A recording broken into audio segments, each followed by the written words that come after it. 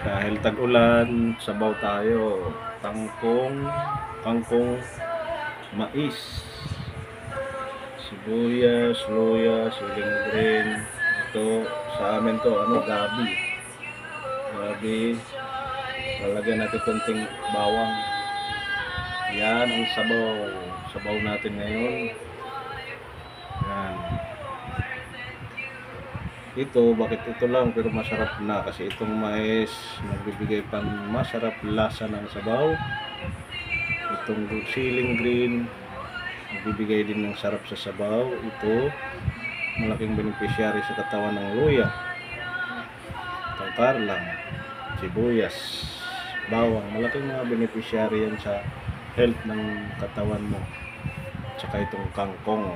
Ayan, yan ang hapunan natin ngayon. Sinabaw na ribs with taba. Ayan,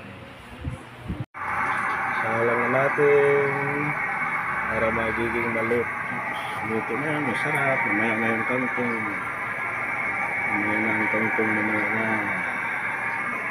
dahil luto na, ilagay na natin yung kangkong.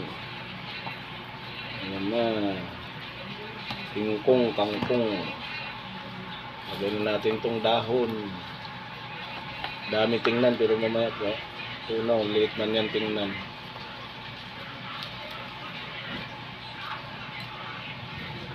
Ayan, lagay na natin, takpan lang yan para maging lambot yung kangkong